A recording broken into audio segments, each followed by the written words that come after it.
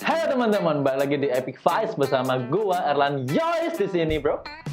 Mate, oke, di YouTube sebelah ya. Oke.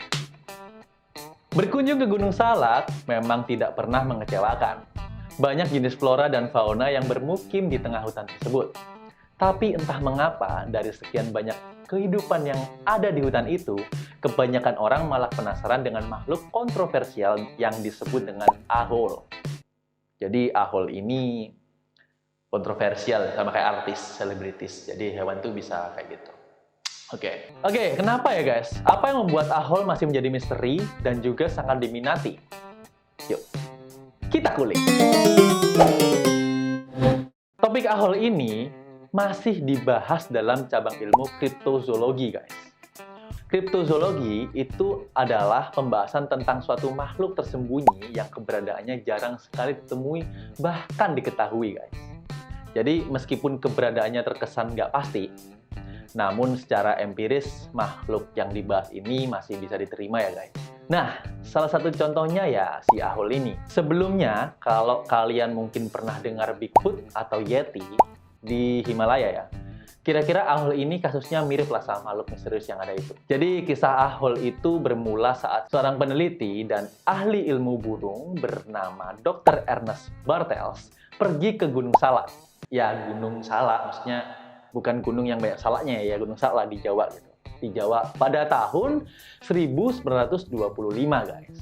Seperti biasa, dia memperhatikan satwa yang ada di sana untuk kepentingan penelitiannya guys. Saat itu, dia berada di sekitar air terjun yang berada di lereng Pegunungan Salak.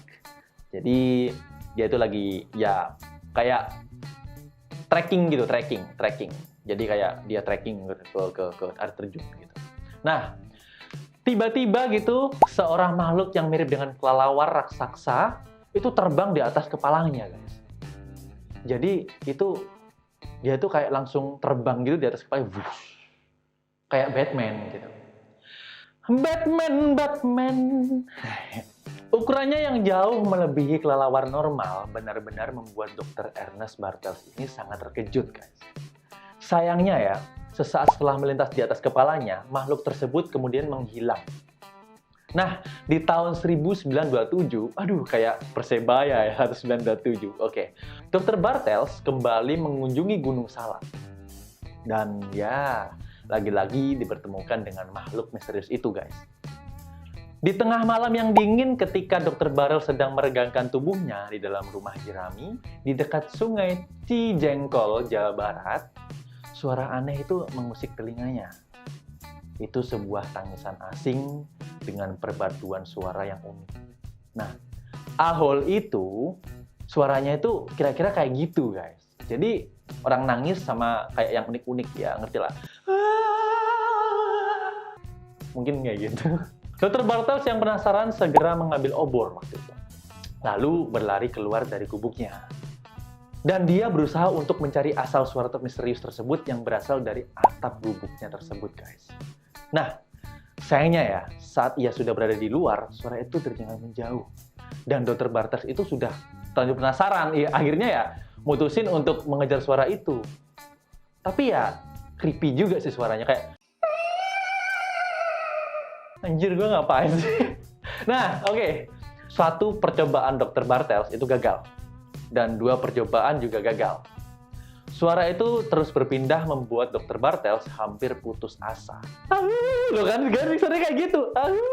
Gitu, guys. Jadi, gimana nih ahol nih? Nah, kayak itu suaranya. Nah, tanpa disangka-sangka, itu suara itu tadi muncul gitu loh. Muncul kembali gitu. Nah, suara ahol itu kayak serem banget kan. Nah, itu terbang ke arah si Dr. Bartels ini dan dari hilir sungai yang jaraknya seberapa itu? Cukup jauh kayak. Cukup jauh. Nah, cukup jauh. Seketika bulu kuduknya itu merinding si Dr. Bartels. Namun itu tidak mematahkan rasa penasarannya terhadap makhluk misterius tersebut. Sayangnya, lagi-lagi makhluk itu hanya melayang sesaat, guys. Meninggalkan rasa penasaran bagi Dr. Bartels sebelum akhirnya lenyap di telan kegelapan malam. Nah, dari penuturan Dr. Bartels, tubuh ahol menjulang sebesar anak berusia 1 tahun. Gede banget. bulu keteknya, bulu pendek berwarna abu-abu, gelap dengan mata hitam besar, dan lengan yang rata oleh sayap. Nah, uniknya, bentuk kepala Ahol ini disebut mirip dengan monyet dengan wajah datar seperti layaknya manusia, guys. Nah, kan gue bilang itu kayak Batman gitu. Ya, kan mirip manusia gitu. Lanjut. Sayapnya 2 kali lebih panjang dari kelelawar terbesar di dunia saat ini, yaitu kelelawar Flying Fox. Ini lucu nih. Kelelawar Flying Fox. Jadi kelelawarnya itu Flying Fox gitu. Gitu kan, anjir. Receh banget gua anjir. Yuk. Nah, kayaknya nih, Ahol ini sejenis primata yang bisa terbang gitu kan. Dari desas-desus warga sekitar, Ahol sering terlihat jongkok di hutan dengan sayap tertutup rapat di samping tubuhnya. Kakinya terlihat menunjuk ke belakang, terlihat seperti terbalik gitu guys. Hasil penelitian yang diungkapkan oleh Dr. Bartels kemudian menarik Ivan Terence Sanderson yang mendalami tentang kriptozoologi. Nah, dia melakukan banyak sekali penelitian lalu menyebutkan bahwa Ahol ini adalah kelelawar yang belum terklasifikasi oleh Badan Hewan Dunia. Kayak gitulah pokoknya. Nah, semua itu didasarkan pada pengalaman Sanderson yang pernah melihat makhluk dengan ciri yang sama di pegunungan Asumbo, Kamerun, di barat Afrika. Ya kan, Afrika lagi kan? Di sana makhluk jenis ini disebut dengan Kongamato. Itu mirip seperti Ramphorhynchus di sebuah genus di dinosaurus terbang. Pretosaurus berekor panjang. Nah, berbeda dari Ivan Terence Sanderson, ada peneliti lain yang menganggap Ahol adalah Thunderbird. Jadi dia tuh seolah-olah itu burung yang bisa nyetrum. Burung yang bisa nyetrum. Itu adalah burung raksasa yang pernah muncul di Australia tahun 1927 dan Illinois, Amerika Serikat pada tahun 1977, guys. Sayangnya nih, Thunderbird disebut mirip burung daripada kelelawar atau monyet bersayap gitu. Dan sebenarnya guys nih, Thunderbird ini diabadikan dalam bentuk foto. Nah, namun banyak sekali orang yang masih meragukan kebenarannya guys. Teori lain menyebut bahwa Ahol adalah makhluk burung hantu. Bayangin, makhluknya itu kayak burung hantu gitu. Tapi ya, siapa tahu gitu kan, kita kan belum tahu. Burung hantunya seperti apa? Burung hantunya itu jenisnya itu Javanwood.